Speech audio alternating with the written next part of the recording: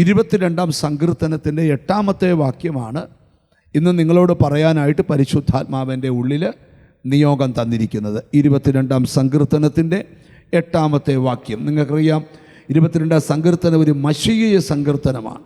സ്തോത്രം. അതിനകത്തു നിന്ന് ഒരു വചനം അടർത്തിയെടുത്ത് അല്പനേരം നമ്മൾ ധ്യാനിക്കാനായിട്ട് പോകുകയാണ്. നമുക്ക് വായിക്കാം 22-ാം സങ്കീർത്തനത്തിലെ 8-ാമത്തെ വാക്യം. യഹോവയെങ്കിൽ നിന്നെ തന്നെ സമർപ്പിക്കാം, അവനവനെ രക്ഷിക്കട്ടെ, അവനവനെ വിടുവിക്കട്ടെ, അവനിൽ പ്രസാദമുണ്ടല്ലോ. 4 കാര്യങ്ങൾ ആ വാക്യത്തിനകത്തുണ്ട്. യഹോവയെങ്കിൽ നിന്നെ തന്നെ സമർപ്പിക്കാം. അപ്പോൾ എന്ത് സംഭവിക്കും? ദൈവം നിന്നെ രക്ഷിക്കും, ദൈവം നിന്നെ വിടുവിക്കും, ദൈവത്തിൽ പ്രസാദമുണ്ടല്ലോ. ഈ 4 കാര്യങ്ങൾ അല്പസമയം കൊണ്ട് നിങ്ങളുടെ മനസ്സിലേക്ക് കൊണ്ടുവരാനാണ് ഞാൻ കർത്താവിൻ്റെ കൃപയിൽ ശരണപ്പെടുന്നത്. ആ വാക്യം ഒരിക്കൽ കൂടി ശ്രദ്ധിക്കുക. യഹോവയെങ്കിൽ നിന്നെ തന്നെ സമർപ്പിക്കുക. ക്രിസ്തീയ ജീവിതം ഒരു സമർപ്പണ ജീവിതമാണ്. ചുമ്മാ വീട്ടിൽ ഇരുന്നപ്പോൾ എന്നാൽ പിന്നെ പ്രാർത്ഥനയ്ക്ക് പോരാന്ന് വിചാരിച്ച് വന്നവരല്ല. ആണോ? രക്ഷിക്കപ്പെടുക എന്ന് പറഞ്ഞാൽ ഒരു മനുഷ്യൻ ദൈവത്തിൻ്റെ മുമ്പിൽ സമർപ്പിക്കപ്പെടുകയാണ്.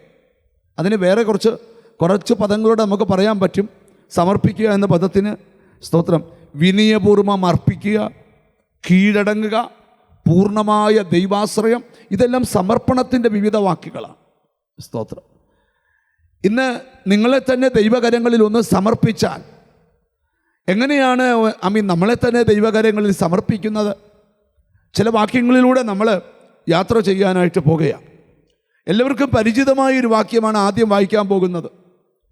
സ്തോത്രം. റോമർക്ക് എഴുതിയ ലേഖനം 12-ാം അധ്യായത്തിൻ്റെ 1-ാമത്തെ വാക്യം.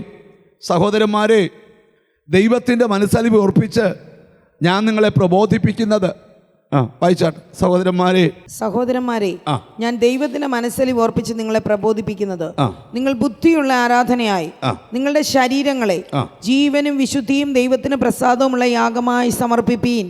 ദൈവത്തിന് മുമ്പിൽ സമർപ്പിക്കപ്പെട്ട ധന്യനായ പൗലോസ് റോമിലെ വിശുദ്ധന്മാർക്ക് ലേഖനം എഴുതുമ്പോൾ പൗലോസ്ലീഹ വെളിപ്പെടുത്തുകയാണ്, നിങ്ങളുടെ ശരീരങ്ങളെ ജീവനും വിശുദ്ധിയും ദൈവത്തിന് പ്രസാദമുള്ള ഒരു യാഗമായിട്ട് നിങ്ങൾ ദൈവത്തിൻ്റെ മുമ്പിൽ സമർപ്പിക്കണം. സ്തോത്രം. ചുമ്മാതെ കൈയടിക്കുന്നവരും സമർപ്പണത്തോടെ കരമടിക്കുന്നവർക്കും ഉണ്ടാകുന്ന വിടുതൽ 2 തരത്തിലായിരിക്കും. സ്തോത്രം. ഈ പഴയ നിയമം നമ്മൾ പഠിക്കുമ്പം സംഖ്യാപുസ്തകത്തിൽ ഒരുവൻ ദൈവത്തിനായി സമർപ്പിക്കപ്പെടണം എന്നുള്ള പദം 6-ാം അധ്യായത്തിലുണ്ട്. സ്തോത്രം. ഒരുവൻ നാസ്രിബുദ്ധജ്ഞനായിരിക്കുമ്പം അവൻ എങ്ങനെയായിരിക്കണമെന്നുള്ള സ്തോത്രം ചില ആശയങ്ങൾ 6-ാം അധ്യായത്തിൽ നമ്മൾക്ക് കാണാനായിട്ട് കഴിയും. 2-ാമത്തെ വാക്യം ഒന്ന് വായിക്കാമോ? എന്നിട്ട് ഇവിടേക്ക് തിരിച്ചു വരാം. റോമർക്ക് എഴുതിയ സംഖ്യാപുസ്തകം 6-ാം അധ്യായത്തിലെ 2-ാമത്തെ വാക്യം. നീ ഇസ്രായേൽ മക്കളോട് പറയേണ്ടത് എന്തെന്നാൽ ഒരു പുരുഷനാകട്ടെ സ്ത്രീ ആകട്ടെ യഹോവയ്ക്ക് തന്നെത്താൻ സമർപ്പിക്കേണ്ടതിന് നാസീർ വ്രതം എന്ന വിശേഷവിധിയായുള്ള വ്രതം ദീക്ഷിക്കുമ്പോൾ വീഞ്ഞും മദ്യവും വർജിച്ചിരിക്കണം. വീഞ്ഞിന്റെ കാടിയും മദ്യത്തിന്റെ കാടിയും കുടിക്കരുത്.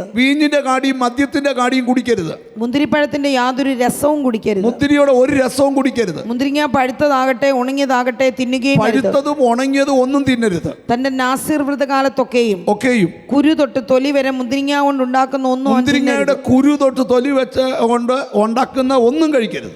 നാസീർ വ്രതകാലത്തൊക്കെയും ചൗരക്കത്തി അവന്റെ തലയിൽ തൊടരുത്, മുടി വെട്ടരുത്.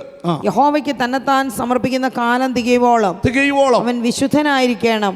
തലമുടി വളർത്തണം. അവൻ യഹോവയ്ക്ക് തന്നെത്താൻ സമർപ്പിച്ചിരിക്കുന്ന കാലത്തൊക്കെയും ശവത്തിന്റെ അടുക്കൽ ചെല്ലരുത്. അപ്പൻ, അമ്മ, സഹോദരൻ, സഹോദരി എന്നിവരിൽ ആരെങ്കിലും മരിക്കുമ്പോൾ അവരാൽ അവൻ തന്നെത്താൻ അശുദ്ധനാകരുത്. ദൈവത്തിന്റെ നാസീർ വ്രതം അവന്റെ തലയിൽ ഇരിക്കും. ഒരു പദം കൂടെ. നാസീർ വ്രതകാലത്തൊക്കെയും അവൻ യഹോവയ്ക്ക് വിശുദ്ധനാകുന്നു. അവന്റെ അടുക്കൽ വെച്ച് വല്ലവനും പെട്ടെന്ന് മരിക്കുകയും അവന്റെ നാസീർ വ്രതമുള്ള തലയെ അശുദ്ധമാക്കുകയും ചെയ്താൽ അവൻ തന്റെ ശുദ്ധീകരണ ദിവസത്തിൽ തല ക്ഷൗരം ചെയ്യണം. ശ്രദ്ധിക്കണം. എങ്ങനെയാണ് ദൈവത്തിനായി സമർപ്പിക്കപ്പെടേണ്ടത് എന്നൊക്കെ ആ വാക്യങ്ങളിൽ നിന്ന് പഠിക്കാൻ കഴിയും. എന്നാൽ നാം ഇപ്പൊ കൃപായുഗത്തിലാണ് നിൽക്കുന്നത്. പൗലോസ്ലീഹ വെളിപ്പെടുത്തുന്നൊരു ഭാഗം ശ്രദ്ധിക്കണം.